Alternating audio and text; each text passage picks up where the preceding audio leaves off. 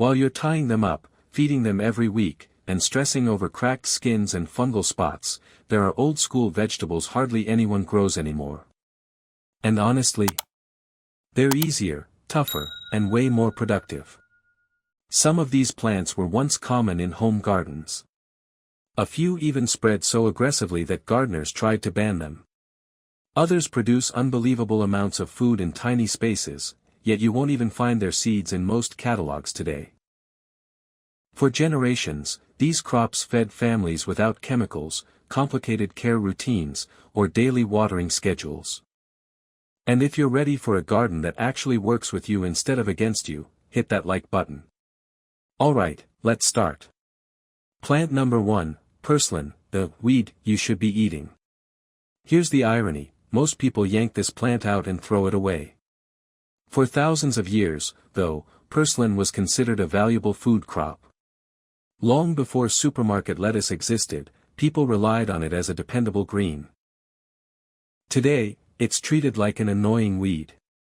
Big mistake. Purslane grows almost anywhere: poor soil, blazing heat, sidewalk cracks. When delicate crops collapse in summer, this plant keeps thriving. It needs barely any water and bounces back even after repeated harvesting. Let it spread a little, and it creates a natural living mulch that shades your soil and reduces moisture loss. Nutritionally, it's loaded with omega-3 fatty acids, surprisingly high for a leafy green. And has a slightly tangy, crisp flavor that works great in salads or light sautés. Pro tip: harvest it young for the best texture. Leave a few plants to flower and set seed, and you'll likely have it returning on its own every year. Low effort. High reward. Plant number 2, Good King Henry, the perennial spinach alternative. This medieval cottage garden staple used to grow all across Europe. Then spinach became popular, and Good King Henry slowly disappeared. What makes it special? It's perennial. Plant it once, and you can harvest from the same plant year after year. No reseeding every season. It tolerates poor soil, survives harsh winters, and pops back up each spring without you doing much at all. The leaves cook similarly to spinach. Young shoots can be prepared like asparagus. And it's far less prone to pests compared to many modern greens. In fact, it often performs better when you leave it alone. Crazy part? Most gardeners today have never even heard of it. Modern seed companies rarely promote this plant anymore. Why? Because it's not profitable. You buy it once, and it feeds you for years. Think about that. If you harvest only the tender shoots and young leaves in early spring, this plant can continue producing for decades with almost no maintenance. One planting could mean 20 years of food.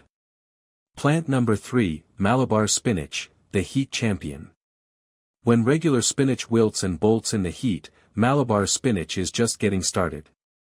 This climbing green was once common in tropical and subtropical gardens, yet most temperate gardeners barely know it exists. Plant it once, and it grows fast, producing thick, glossy leaves all summer long. It actually prefers heat. It tolerates poor soil. It doesn't demand constant care. In other words, it thrives under the exact conditions that make most vegetables struggle. Let it climb a fence, trellis, or even another sturdy plant. It will keep supplying leaves for salads, stir-fries, and soups for months. And here's the part one love: the more you harvest it, the more vigorously it grows. I planted mine 3 years ago along an old chain-link fence in a neglected corner of my yard. I've watered it only a handful of times. It's still producing like crazy. Pro tip: allow a few vines to flower and drop seeds at the end of the season. You'll likely see new plants pop up next year without lifting a finger. Plant number 4, Skirret, the overlooked sweet root. Long before carrots became popular, European gardeners were growing skirret. Today, most people have never even heard of it. Skirret produces clusters of slender, sweet roots with a delicate, nutty flavor. Once established, it keeps producing year after year with minimal effort. No constant replanting. No complicated care routine. It tolerates poor soil better than most root crops and handles neglect surprisingly well. You can harvest in late fall or even during winter. The roots store for months without refrigeration, making it a reliable cold season food source. Roast it, boil it, or add it to soups, its natural sweetness really shines. Pro tip: give it time to establish in one spot, and it can become a long-term, low-maintenance root patch. Plant number 5. Hamburg parsley, the hidden underground crop. This isn't the parsley you sprinkle on top of meals. Hamburg parsley is grown primarily for its thick, edible root, similar in shape to a carrot but with a richer, slightly nutty flavor. It was once a staple in European kitchens, especially valued during winter when other crops were scarce. Today, it's rarely grown, which makes it perfect if you want something unique and productive. It tolerates cold weather, handles average soil well, and tends to resist many common pests. The leaves are edible too, but the real reward grows beneath the surface. Harvest in late fall or early winter, ideally after a few frosts, which naturally enhance the sweetness of the roots. Leave a few roots in the ground, and they may reseed themselves, giving you future harvests with very little effort. Quick pause. If you're wondering where to actually find seeds for these forgotten crops, stay with me. After plant 19, I'll share exactly where I source mine, including a few places where you might even get seeds for free. But first. Plant number 6, Salsify, the oyster plant. Before potatoes dominated European gardens, Salsify was widely grown. It produces long, pale roots with a mild, slightly sweet flavor that some compare to seafood, which is how it earned the nickname oyster plant. You won't find it in most grocery stores, and many gardeners have never tried it.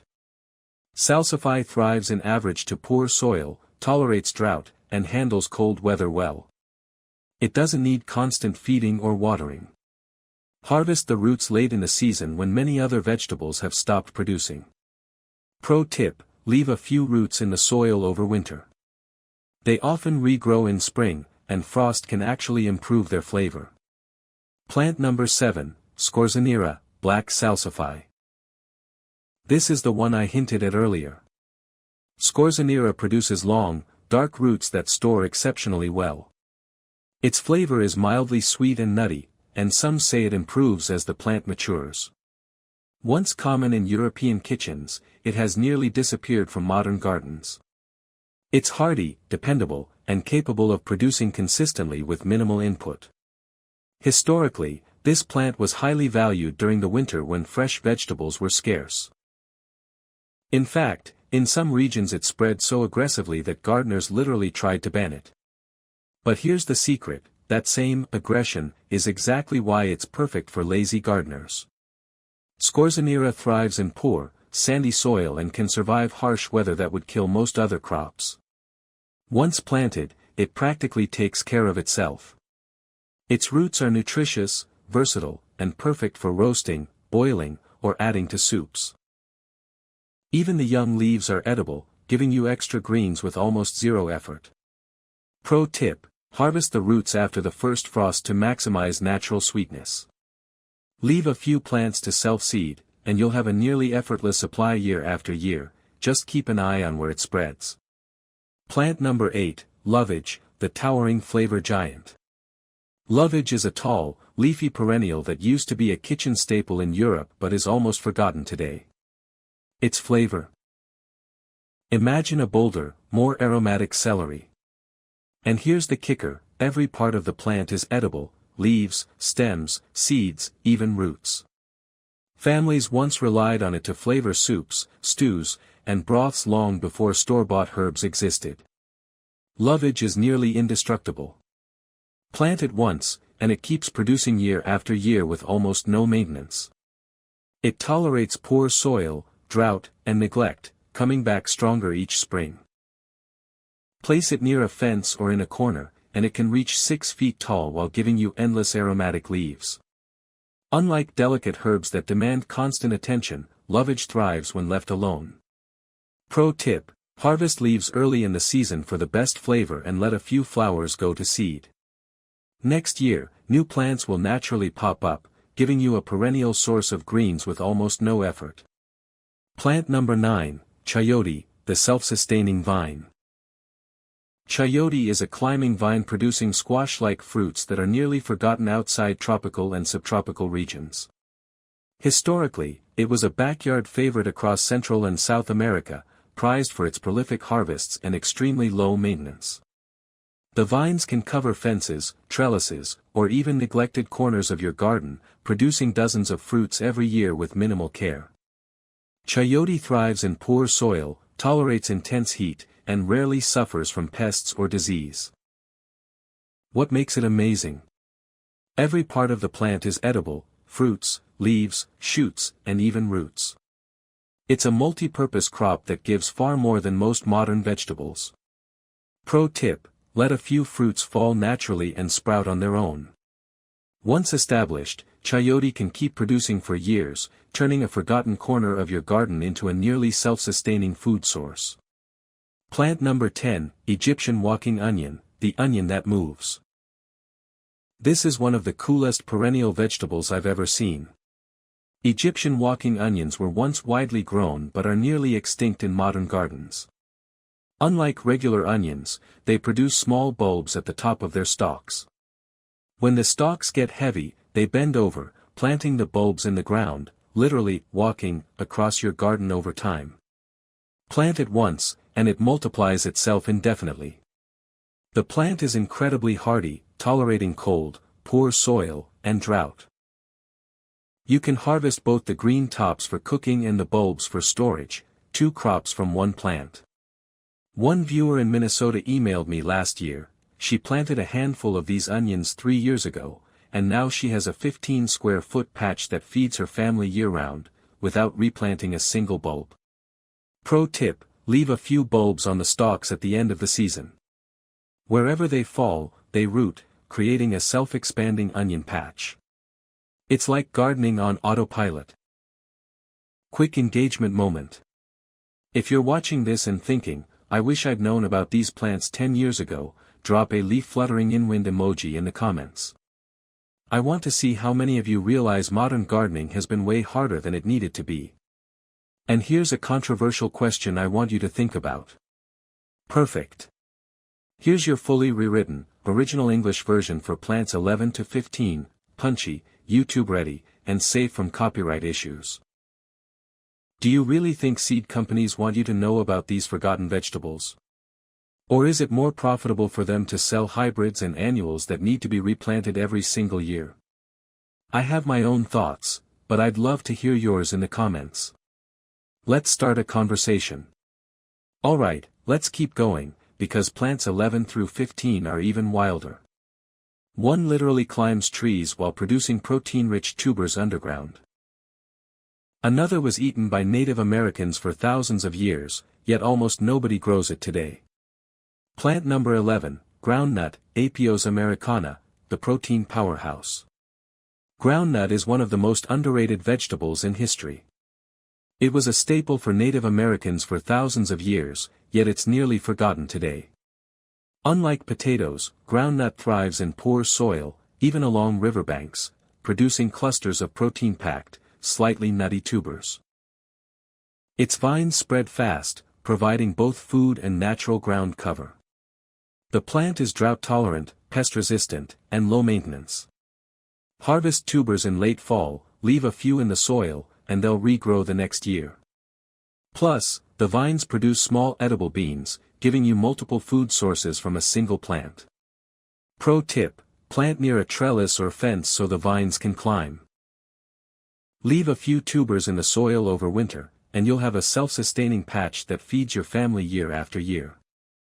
Plant number 12, Caucasian spinach, Hablitzia tamnoides, the perennial climber.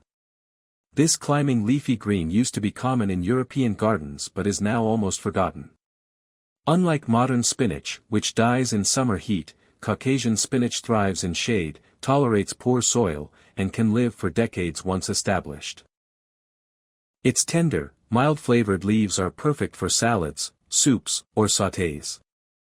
The plant climbs fences, trellises, or nearby shrubs, producing a continuous harvest every spring and summer.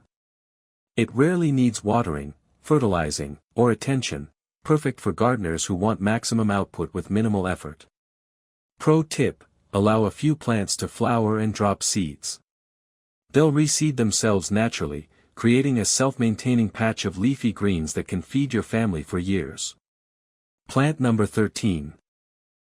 Orach/mountain spinach, the forgotten salad bar. This was a staple in European kitchens long before modern spinach became popular. Orach is highly tolerant of poor soil, heat, and drought, making it one of the easiest greens to grow anywhere. Its upright growth produces colorful leaves ranging from bright green to deep red, both nutritious and beautiful. You can harvest leaves continuously, and it rarely suffers from pests or diseases. It keeps coming back year after year without replanting. Perfect for lazy gardeners. Pro tip: sow a few seeds each season and let some plants self-seed. Within a couple of years, you'll have a thriving patch of vibrant greens with almost zero effort. It's like a salad bar that plants itself. Plant number 14, yard-long bean, the super producer. This is the one I teased in the intro, a plant that produces 10x more food per square foot than most vegetables you're growing.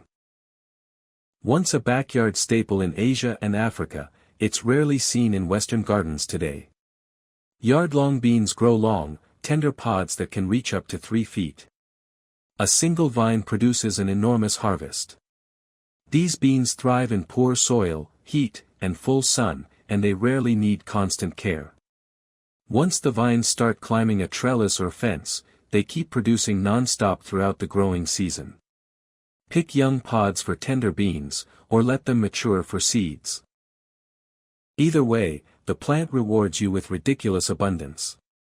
Pro tip: let a few pods mature and drop seeds naturally.